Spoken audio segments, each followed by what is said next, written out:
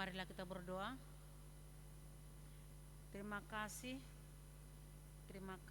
Tuhan Yesus atas penyertaan-Mu, atas Roh Kudus-Mu untuk membangkitkan semangat kami datang bersekutu di rumah-Mu ini di pagi hari ini. Tuhan, ajarilah kami, karena kami telah menyerahkan diri kami kepadamu, agar Tuhan membekali kami dengan firman-Mu, agar semakin kuat, semakin kokoh, dan semakin bersemangat untuk melakukan yang Tuhan berikan untuk tanggung jawab kami selagi kami masih hidup. Kini kami Tuhan ingin mendengarkan firman-Mu. Datanglah Tuhan melalui Roh Kudus-Mu mengajari kami agar kami pulang dengan sukacita nantinya. Terima kasih Tuhan Yesus, dengarlah permohonan kami ini. Amin. Nats khotbah untuk kita di hari ini tertulis dalam 1 Korintus pasal 12 ayat 12 hingga ayat 20. 1 Korintus 12 ayat 12 hingga ayat 20. Mari kita membaca secara responsoria. Demikian firman Tuhan. Banyak anggota tetapi satu tubuh. Karena sama seperti tubuh itu satu dan anggota-anggotanya banyak, dan segala anggota itu sekalipun banyak merupakan satu tubuh. Demikian pula Kristus.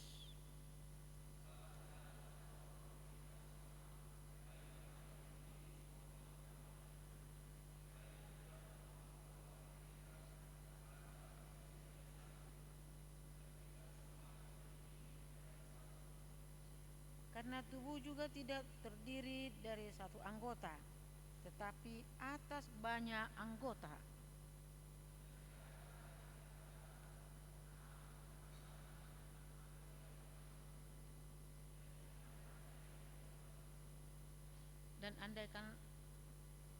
Dan andai kata telinga berkata, karena aku bukan mata, aku tidak termasuk tubuh, jadi benarkah ia tidak termasuk tubuh?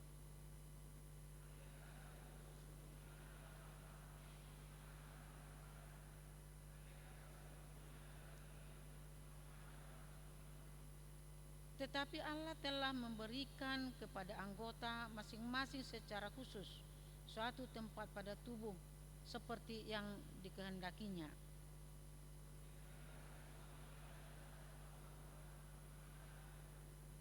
Memang ada banyak anggota, tetapi hanya satu tubuh. Demikian firman Tuhan. Shalom. Ada seorang orang Kristen di zaman Hitler yang bernama Dietrich Bonhoeffer.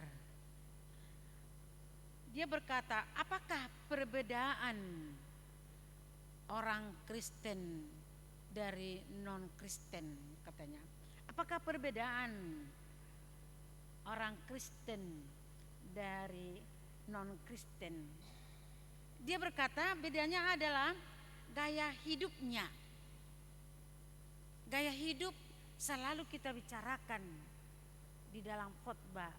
Bagaimanakah gaya hidup seorang Kristen yang dikatakan, yang diinginkan Tuhan dari anak-anaknya, dari orang yang percaya, yang mengikuti Dia. Gaya hidup itulah suatu persekutuan orang Kristen yang harus memupuk persatuan yang baik. Indah sekali sebenarnya, apalagi Kristen Batak ya. Ada persekutuan marga, ada persekutuan persahutan, ada persekutuan LSM dengan segalanya. Jadi itu sangat indah, itu sangat baik, dan semoga kita menyadarinya bila kita membuat persekutuan itu untuk membangun persekutuan yang baik, yang sesuai dengan apa yang diperintahkan Tuhan kepada kita. Karena sebenarnya persekutuan orang Kristen adalah representasi. Jadi itu kita bisa lihat bagaimana kita menunjukkan, bagaimana kita memperlihatkan perbuatan sesuai dengan agama, sesuai dengan iman, seperti persekutuan yang baik yang dikatakan persekutuan di surga. Jadi persekutuan kita di dunia ini adalah memperlihatkan bagaimana persekutuan nantinya di surga. Jadi patujolo ni surgo ido persaurata ido banasa ikut taulakon akan nadenggan patujolohon persauran persekutuan nanti di surga. Karena itu adalah tugas kita. Tugas kita sebagai orang Kristen di dunia ini adalah sebagai alat Tuhan. Kita telah menerima tugas itu bahwa kita adalah tangan Tuhan, alat Tuhan di dunia ini untuk menyebarluaskan gaya hidup atau budaya surga di dunia ini. Itu sebabnya kita mengatakan tadi, bagaimana cara kita memperlihatkan bahwa roh Tuhan berada di dalam diri kita. Jadi kalau roh Tuhan ada di dalam diri kita, budaya kasih itu berarti telah hidup di dalam diri kita. Karakter hidup kita adalah karakter yang diikat oleh kasih, yang menampakkan komunitas Kristen di tengah-tengah dunia ini. Lalu persekutuan yang bagaimanakah yang diinginkan Tuhan dari kita? Kita pasti menjawabnya persekutuan sebagai tubuh Kristus, seperti khotbah yang kita baca tadi. Kita adalah tubuh Kristus, namun berbagi-bagi bermacam dengan ruas di daging kita ini. Saudara-saudara yang kekasih, berbicara tentang kesatuan dan persatuan memang gampang-gampang sulit. Gampang-gampang sulit. Kalau kita berkatakan gampang, bisa saja gampang. Mengumpulkan satu marga gampang dipanggil, apalagi setelah sudah banyak di perantauan ini. Gampang membuat persekutuan, ada kegiatan satu marga, itu sangat indah. Oleh karena itu, di sisi lain kita lihat kesatuan dan persatuan adalah kebutuhan dasar. Tanpa kau saya tidak bisa hidup. Tanpa kau saya tidak bisa seperti ini. Kita membangun persekutuan itu. Jadi semua manusia menginginkan kesatuan dan kebersamaan. Semua manusia menginginkan kesatuan, bukan hanya untuk diri kita, tapi juga untuk orang lain. Seperti kata pepatah di Indonesia mengatakan, bersatu kita teguh, bercerai kita runtuh. Bola bahasa Batak adong didok, tapak nado tajomna, udukna, rim nitahi do guguna. Rim nitahi, kebersamaan, kebersatuan, seperti yang dikatakan bahasa Indonesia tadi, bersatu kita teguh. Apalagi kita ingin membangun gedung sekolah minggu, membangun rumah dinas, yang kita butuhkan. Bersatu kita teguh, bercerai kita runtuh. Berarti kita mencari kebersatuan itu.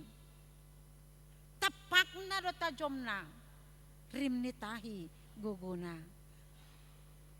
Daktar tuhuk sahalak padingdingan, kata orang Batak.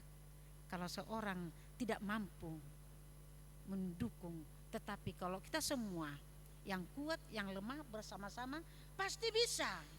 Kebersamaan itulah yang diinginkan dari kita, kebersamaan, kekuatan kita. Tapi kita lihat di sini, di pihak lain sepanjang sejarah kita melihat bahwa manusia kalaupun semua menginginkan kebersamaan atau kesatuan, tapi cenderung juga untuk memisah. Kenapa? Mari kita lihat, di satu pihak manusia membutuhkan kebersatuan, kebersamaan, tetapi di pihak lain manusia rentan terhadap pemisahan. Karena selalu kita mengatakan bah ala jonok dohau masih tobisan, sedangkan telur tidak punya mata, tidak punya kaki, dia saling sikut. Apalagi kita manusia, sehingga kita sering untuk atau membanggakan diri atau bagaimana, sering untuk menutupi kesalahan kita. Selalu kita mengatakan, ya mungkin seperti kayu itu dekat, bisa saling menyinggung, apalagi kita manusia katanya. Jadi seolah-olah kita membuat ketersinggungan itu secara sengaja, padahal itu tidak diinginkan. Itulah sebabnya Rasul Paulus menghimbau di 1 Korin 1 ayat 10 mengatakan seperti ini. Dia mengatakan, tetapi aku menasehatkan kamu, saudara-saudaraku, demi nama Tuhan kita Yesus Kristus, supaya kamu seia sekata dan jangan ada perpecahan di antara kamu, tetapi sebaliknya supaya kamu erat bersatu dan sehati sepikir. Kenapa Rasul Paulus mengatakan seperti itu? Karena jemaat Korintus sedang dilanda perpecahan, karena di sana ada semacam fanatisme mengatakan, saya partai Paulus, saya partai Kepas, saya partai Apolos, saya partai Kristus. Jika ada seperti itu, pasti kita akan cerai berai. Sama dengan gereja jemaat yang ada di Korintus. Rasul Paulus menyuarakan, Rasul Paulus mengatakan, bersatulah, bersehatilah, bersepikirlah. Moladong dosa kamu madokko naka mga kenang au pendukung ni padita sinaga do au musim madokon au daong padita si majutak do au daong engko kami bibel frodo dengan nami parupuat do huduku kami. Kalau ada seperti itu, pasti kita akan bercerai-berai. Saya setuju dengan pendapat penatua atau sintua kita di sini. Jika ada SK yang datang, jangan ada menolak dan jangan ada yang menahan. Itulah perpecahan terjadi di gereja-gereja lain. Kalau dia menahan seseorang, menolak seseorang, karena kita ada ikatan marga. Pasti kalau marga aku pasti saya bela. Apalagi seide dengan saya. Jadi saya beruntung sekali di sini. Tidak menolak dan tidak menahan. Prinsip itu sangat baik. Kalaupun dibutuhkan kita lihat kepintaran, kejeniusan seseorang, mungkin lebih jenius, lebih pintar, lebih semangat lagi yang lain.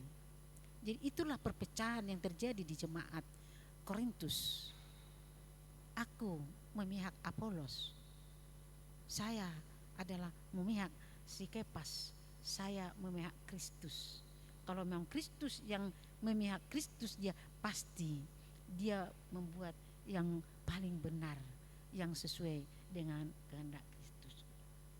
Itulah sebabnya Rasul Paulus di sini berseru dengan kuat mengatakan, bersehatilah, bersepikirlah agar kita damai, agar kita tenang.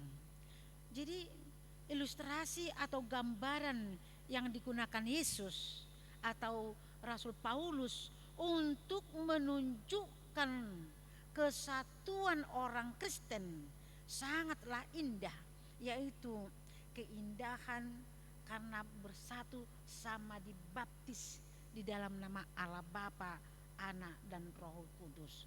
Jadi dipersatukan sebagai tubuh Kristus.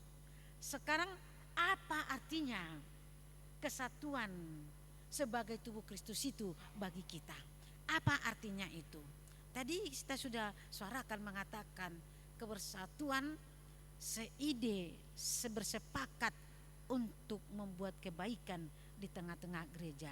Seperti membangun gedung sekolah minggu yang akan kita laksanakan di tanggal 2, memberangkatkan tukang nanti.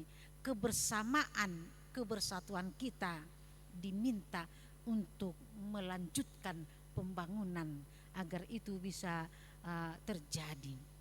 Saudara-saudara yang kekasih, kalau kita mengatakan kalau begitu, apa kesatuan sebagai tubuh Kristus itu bagi kita? Di sini diminta menunjukkan bahwa kesatuan kita bukanlah kesatuan organisasi satoris, bukan kesatuan yang di organisasi di dunia ini, tetapi kesatuan itu adalah kesatuan di dalam visi dan misi. Itulah yang diinginkan kita untuk memandang ke depan. Gambaran sebagai tubuh itu menunjukkan indahnya perbedaan. Indahnya perbedaan. Semua organ tubuh berbeda antara satu dengan yang lain. Ada kepala, ada mata, ada perut, dengan lain-lain. Tapi satu di dalam tubuh ini. Saling berbeda, tetapi tetap satu sebagai tubuh, berbeda satu di dalam visi dan misi. Jadi tidak ada tinggi rendah di hadapan Tuhan. Kita semuanya rendah di hadapan Tuhan.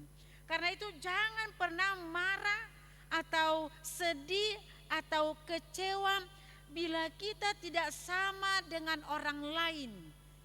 Itu sebabnya dikatakan kalau kita berjalan janganlah melihat hanya ke atas. Lihat ke bawah. Kalau kita melihat ke atas, kaki kita akan tersandung.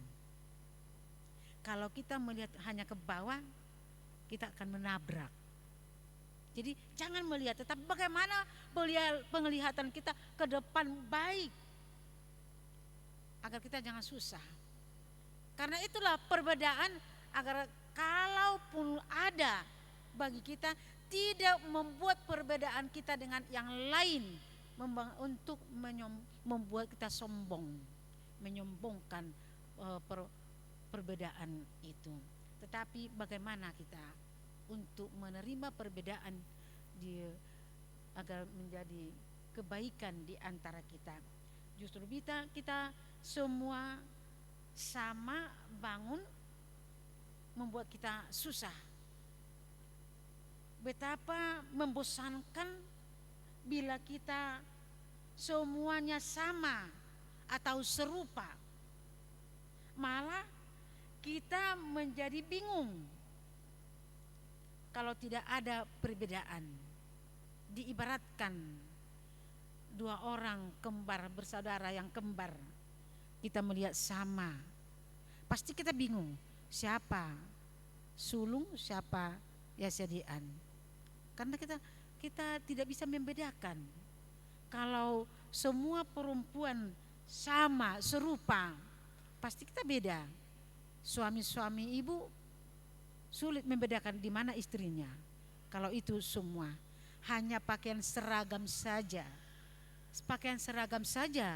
kita pakai sama ukuran, sama model, warna, model, kita menjadi bingung. Di mana si anu? Karena serupa itu kita mungkin bisa susah membedakannya. Itu sebabnya dikatakan perbedaan itu sangatlah indah. Kalau semua menjadi petani, dari mana kita mencari pakaian? Kalau semua menjadi pedagang, dari mana kita dapat beras?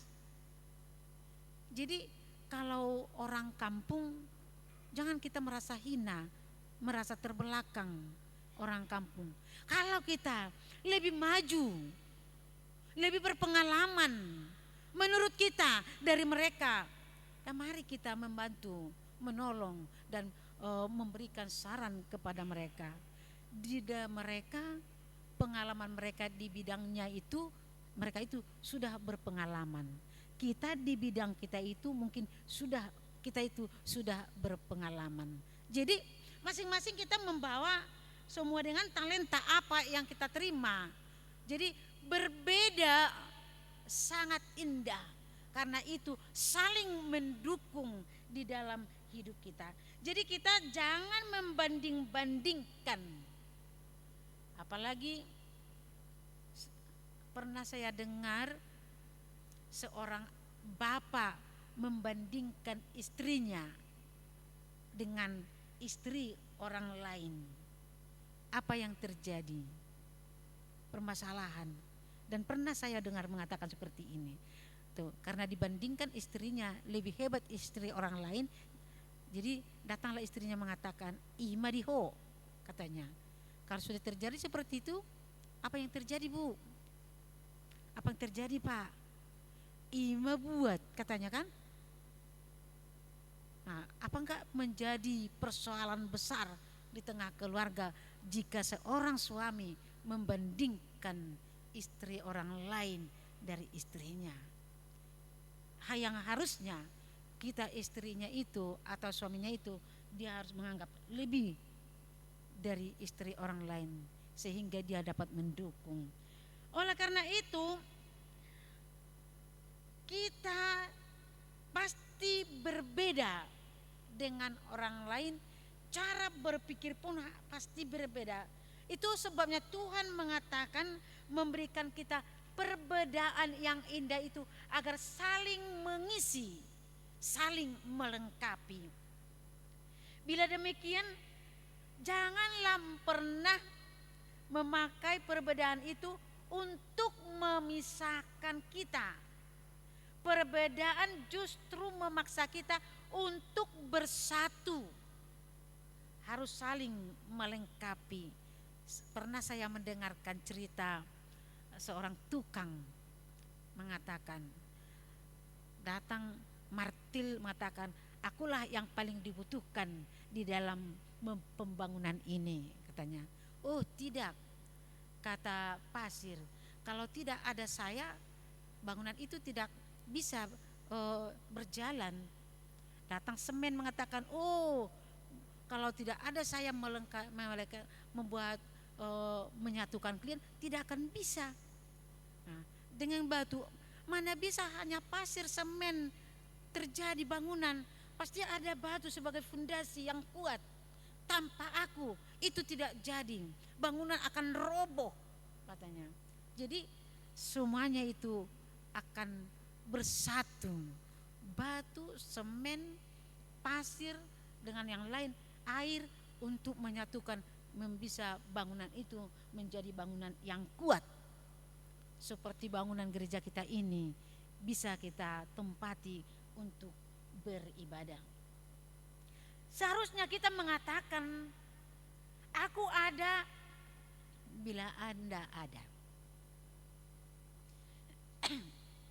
Anda ada karena saya ada. Berarti di situ kita saling membutuhkan. Aku tidak ada. Karena itu kita adalah manusia sosial, makhluk sosial. Makhluk sosial tidak pernah menjadi sempurna tanpa orang lain. Tidak ada sempurna tanpa orang lain. Sehingga kita membutuhkan orang lain di dalam diri kita. Dengan pemahaman ini kita akan bersatu. Kalau kita dapat mengetahui, memahami itu, kita pasti bersatu. Jadi ada sebuah tulisan mengatakan seperti ini. Si kaki sangat marah terhadap si mulut. Katanya seperti ini, saya capek jalan untuk mencari makan, tetapi mulut enak aja, kerjanya cuma makan saja. Saya akan mogok berjalan dan tidak mau lagi mencari makan, biar si mulut itu diam. Lalu si mulut berbicara mengatakan seperti ini, kita coba dulu. Kalau kamu tidak mau, saya akan mogok makan dulu selama 2 hari. Oke. Kamu bisa apa? Kalau saya mogok makan 2 hari, bagaimana kamu? Apa kamu bisa jalan kalau saya tidak makan? Kaki pun terdiam. Rupanya si mulut harus makan supaya bisa memberikan kekuatan buat si kaki. Itulah percakapannya. Si mulut mogok makan sehingga kaki akan mogok jalan. Karena dari mulut memberikan makanan untuk memberikan tenaga kepada si kaki. Saudara-saudara yang kekasih, demikian kita di Huria ini sebagai jemaat Tuhan. Demikian juga di tengah keluarga, dan demikian juga di dalam pekerjaan. Kalaupun masing-masing ada perbedaan yang harus saling melengkapi. Di keluarga tidak bisa si bapak mengatakan, istriku inilah paling enak sedunia. Saya capek bekerja, dia itu hanya tinggal makan. Adong gosong ikan, hola nama ngadu karicum. Au dulu jatuh satu sama ngalului katanya. Tidak, semuanya harus berfungsi. Kalau tidak dimasak si ibu, apa yang bapak makan? Seorang dokter mengatakan, bila mata kita ini ditutup selama 3 tahun, maka mata kita ini tidak akan berfungsi. Bila mata kita ini ditutup selama 3 tahun, katanya, maka mata ini tidak berfungsi. Demikian juga di tengah Huria, demikian juga di tengah-tengah keluarga. Jika banyak anggota yang tidak berfungsi lagi, maka kesehatan gereja itu sudah diambang kematian. Itu sebabnya rekrutmen di tengah gereja kita ada. Siapa yang mempunyai talenta-talenta tersebut, mari kita pakai. Kalau ada bagi kita talenta tidak kita pakai, itu akan mati. Seperti saya dulu, sering saya mengiringi ibadah gereja. Tapi karena saya lihat sudah banyak anggota gereja yang sudah pintar mengiringi acara ibadah dan memegang organ pun, saya tidak pernah lagi, sudah sangat kaku dan mungkin tidak bisa lagi mengiringi acara gereja lagi. Sama seperti itu. Karena talenta saya itu tidak kami fungsikan, tidak dipakai lagi, dan tidak tiap hari lagi kita dibenahi. Juga seperti yang dikatakan si dokter, jika mata ditutup tidak difungsikan akan mati. Di tengah gereja itu pun, ibu bapak yang dicintai Tuhan Yesus, talentamu yang ada jangan tutupi, biar jangan mati.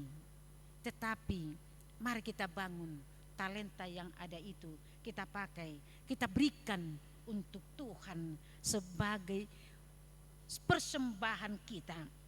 Itu dikatakan semua anggota harus didorong untuk berfungsi, dan sebagai tubuh harus bisa menerima semua fungsi anggota tersebut. Kalau kita tidak memakai fungsi yang ada di dalam tubuh kita ini, akan mati. Sekecil apapun fungsinya pasti ada. Sekecil apapun talenta kita pasti ada. Mari kita bersama-sama membangun di gereja kita demi kemajuan, demi Tuhan. Saudara-saudaraku yang kekasih, kita harus hati-hati, karena si iblis terus berusaha merusak kesatuan kita sebagai tubuh Kristus. Bisikan-bisikan iblis membisikkan mate-matena berjudo unang ului. Itu sering terdengar. Jadi bisikan-bisikan ulu mahu. Alah, kok mau kali kamu capek. Bisikan-bisikan akan kita dengar, bukan kita, orang itu dulu. Jangan. Jadi iblis itu berusaha merusak, menceraikan tubuh Kristus kita di tengah-tengah gereja itu. Oleh karena itu, kalau memang realita tubuh Kristus, kita sebagai tubuh Kristus yang bersatu di dalam tubuh Kristus, mewujudkan di gereja atau dalam keluarga, maka kasih akan nampak di tengah-tengah dunia ini. Terlebih pertama sekali, gerejamu Bapak, gerejamu Ibu adalah rumah tanggamu. Kamu akan membentuk lebih dahulu. Ajaran yang pertama harus keluar dari rumah. Sifat yang pertama yang keluar di luar adalah sifat yang dari rumah. Kalau nakal anak kita di luar sana, itu harus kita lihat di rumah kita. Dulu sering kita bicarakan ini, suatu topik dalam pertemuan mengatakan molusega aik di turuan tu dia do padingganon pasti tu mata mual iko berengon. Molusega ia nakon tu dia do patur idaon perjulu ditongani keluarga do si patureon. Jadi kalau kita sebagai tubuh Kristus, kita bersama-sama memperbaiki agar tubuh Kristus jangan rusak, agar tubuh Kristus jangan mati. Oleh karena itu, kita di tengah-tengah dunia ini untuk mengubah dunia ini, kita orang Kristen harus bersatu memperlihatkan kasih sebagai alat Kristus. Persekutuan kita akan benar-benar menjadi gambaran dari persekutuan di surga. Karena itu pupuklah kesatuan sebagai tubuh Kristus. Pupuklah kesatuan, karena seperti dikatakan di dalam epistel yang kita baca tadi, mengatakan hidup tidak bisa seorang, dang boy pujung sahalak. Kita hidup harus bersama, harus berteman. Itulah yang kita takutkan di di masa Gen Z ini, kita anak-anak kita sudah hanya berkecimpung di sana sehingga tidak membutuhkan teman lagi untuk bersosialisasi. Mereka sudah hanya di Gen Z-nya saja dan sibuk di sana. Itu kita takutkan. Sebanyak saya dengar suatu negara telah membuat peraturan yang berumur sekian tahun sampai sekian puluh tahun tidak bisa memegang HP. Benar, salah otaknya, salah arah, karena salah memakai HP yang di tangannya, sehingga hanya sibuk di sana, tidak dibutuhkan lagi untuk belajar. Karena itu pantas dikatakan dalam epistel kita ini, bolo hata bata dokon hata memujung hata lalain dan jadi pucung. Tidak bisa seorang diri. Kita harus berteman dan memilih teman, membuat teman. Saudara, penting bagi kita. Membuat teman adalah kita butuhkan dan saling membutuhkan, tidak boleh terpisah. Untuk saling membutuhkan, saling menyempurnakan. Buanglah kesombongan, buanglah egoisme, gantikan dengan kerendahan hati, karena kerendahan hati akan mempersatukan kita sebagai tubuh Kristus. Kerendahan hati membuat kita bersatu, menyatukan kita. Dengan demikian masyarakat akan dapat kita ubahkan menjadi persekutuan surgawi. Mari ibu bapak, mari saudara-saudara kekasih, kita bersama menunjukkan persekutuan surgawi di dalam hidup kita. Dukoni marulupulu matodita. Amin. Mertanyang mahita. Terpujilah Engkau Tuhan Yesus yang mengajarkan kami hari ini untuk membangun persekutuan, agar kami bersatu, bersekutu dan sama visi dan misi kami. Tuhan, iblis semakin kuat untuk memisah kami jika roh-Mu jauh dari kami. Oleh karena itu Tuhan Yesus, ajari kami, bekali kami dengan Roh Kudus-Mu untuk melawan godaan si iblis, agar kami Tuhan jangan tercerai-berai, tetapi kami semakin kuat, semakin bersatu, dan semakin bersemangat untuk mencari teman, untuk mencari persekutuan orang-orang yang benar yang Tuhan inginkan. Karena Tuhan menginginkan dari kami Tuhan buah dari iman kami, dari persekutuan kami yang teguh di dalam nama-Mu. Ajarkan kami Tuhan, setiap hari, setiap langkah kami, setiap pekerjaan kami, agar nama-Mu terpuji selama-lamanya. Terimalah Tuhan doa kami ini. Amin.